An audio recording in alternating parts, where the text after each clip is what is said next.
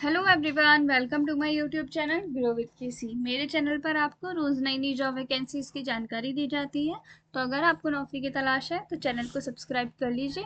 चलिए बात करते हैं आज की वैकेंसी के बारे में। आज की हमारी वैकेंसी आई है CSIR north east institute of science and technology की तरफ से। तो चलिए बात करते हैं इन्होंने किस किस पोस्ट पे अपनी वैकेंसीज निकाली है। और मैं पहले आपको बता देती हूँ कि ये लोकेटेड है आसाम में। तो चलिए अब देखते हैं। सबसे पहले आपको बता देती हूँ कि इसके ऑनलाइन एप्लीकेशन फॉर्म जो है वो 17 मई से फिल होना स्टार्ट हो चुके हैं। और last date of application form की आपकी यहाँ पे दी गई है 6 जून। तो 6 जून से पहले पहले आप इसके लिए अप्लाई कर दीजिएगा। तो चलिए अब देखते हैं किस किस पोस्ट पे यहाँ पे वैकेंसी निकली है। यहाँ पे आपकी टेक्नीशियन की पोस्ट पे वैकेंसीज निकली है। टोटल आपकी 7 वैकेंसीज यहाँ पे है। लेवल 2 की सैलरी यहाँ पे आपको इसके लिए मिलने वाली है, जो कि हो सकती है 19,900 से लेके 63,200 तक आपकी सैलरी यहाँ पे हो सकती है। अपर एज लिमिट यहाँ पे आपकी दी गई है 28 ईयर्स। तो अगर आपकी एज 28 ईयर्स है या उससे कम है तब आप इसके लिए अप्लाई कर सकते हैं। अब कुछ और डिटेल्स मैं आपको इस पोस्ट के बारे में बता देती हूँ। देखिए, टेक्नीशियन की पोस्ट जो है वो आपकी 3 पोस्ट तो आपकी निकली है प्लम्बिंग के सेक्टर में। तो इसके लिए आपने जो है 10th पास किया होना चाहिए विद मिनिमम 55% मार्क्स। और 10th भी आपने साइंस सब्जेक्ट से पास किया होना चाहिए, तभी आप इसके लिए अप्लाई कर सकते हैं। साथ में आपके पास ITI सर्टिफिकेट होना चाहिए प्लम्बिंग में। या फिर आपने 10th पास किया होना चाहिए साइंस सब्जेक्ट से मिनिमम 55% मार्क्स के साथ, और आपके पास 2 ईयर्स का फुल टाइम एक्सपीरियंस होना चाहिए प्लम्बिंग में। या फिर आपने 10th पास किया होना चाहिए साइंस से मिनिमम 55 मार्क्स के साथ, या फिर और आपका 3 ईयर्स का वर्क एक्सपीरियंस होना चाहिए प्लम्बिंग के फील्ड में। ये आपकी जॉब स्पेसिफिकेशन है। ये सारे काम आपको वहाँ पे जाके करने होंगे, तो आप इसको देख सकते हैं। फिर आपकी एक पोस्ट निकली है ये हमारी इलेक्ट्रीशियन के सेक्टर में। इसमें भी आपके जो है एलिजिबिलिटी क्राइटेरिया सेम है जैसा प्लम्बिंग के सेक्टर में था, लेकिन यहाँ पे आपका प्लम्बिंग की जगह ITI में आपका एक्सपीरियंस और सर्टिफिकेट यहाँ पे आपका होना चाहिए। नेक्स्ट हमारी एक पोस्ट निकली है वेल्डर की फील्ड में। तो इसके लिए भी आपकी वही एलिजिबिलिटी क्राइटेरिया है, तो आप भी आप इसको देख सकते हैं। एक पोस्ट निकली है आपकी meson construction and would working sector में। तो इसके लिए भी आपका एलिजिबिलिटी क्राइटेरिया जो है वो सेम ही है। एक पोस्ट है आपकी computer operator and programming assistant में।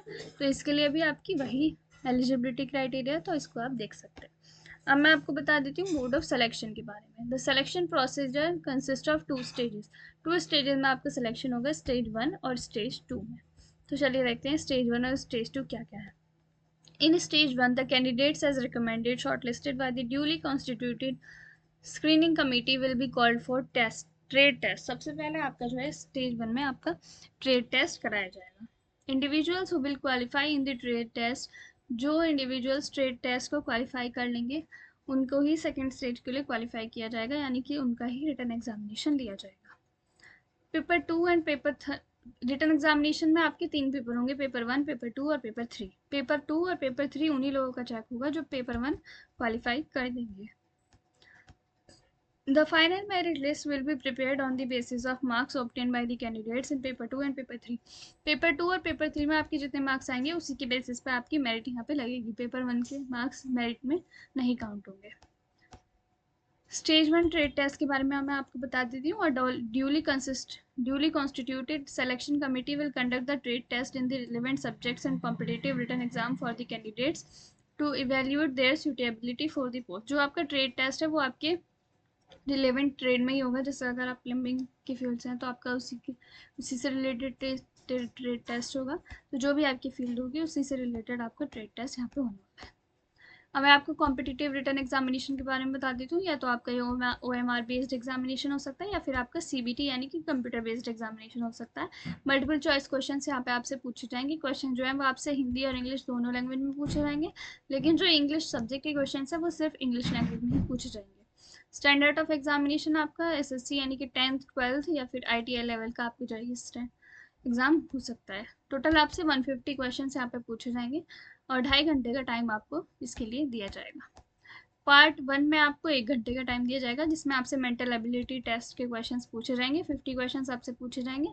हर सही क्वेश्चन करने पे आपको 2 मार्क्स दिए जाएंगे, यानी आपका 100 मार्क्स का ये पेपर होने वाला है।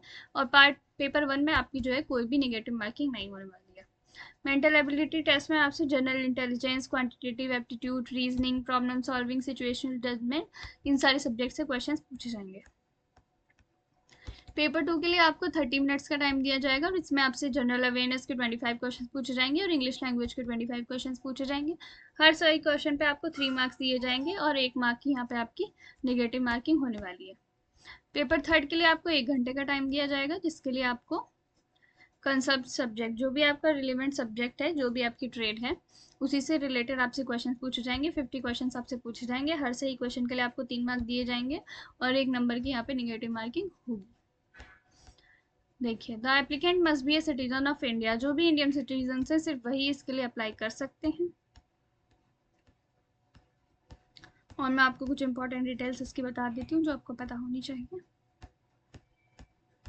एज रिलैक्सेशन के बारे में मैं आपको बता देती हूँ। ये देखिए, applicants must be 18 years old and should not exceed 28 years of age.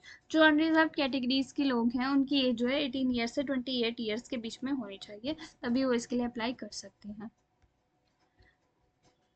जो रेगुलर एम्प्लॉयज़ हैं CSIR के किसी इंस्टीट्यूट में वो काम कर रहे हैं, उनके लिए यहाँ पे 5 इयर्स का एज रिलैक्सेशन दिया गया है। SC/ST के लिए 5 इयर्स का एज रिलैक्सेशन है और OBC NCL के लिए 3 इयर्स का एज रिलैक्सेशन यहाँ पे दिया गया है। 10 इयर्स का एज रिलैक्सेशन यहाँ पे आपका PWD कैटेगरीज के लिए दिया गया है। बाकी ये सब आप देख सकते हैं। अब मैं आपको ये बता देती हूँ कि आपको अप्लाई कैसे करना है। How to apply.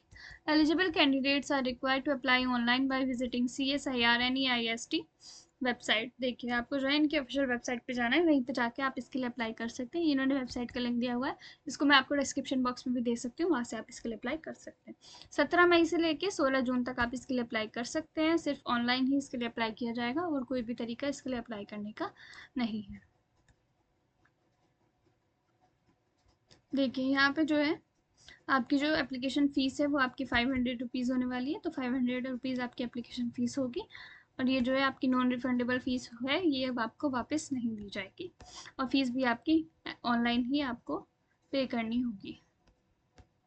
और जो भी candidates SC ST PWD women CSIR employees हैं, वो आपको उनको यहाँ पे कोई भी एप्लीकेशन फ़ीस नहीं देनी है।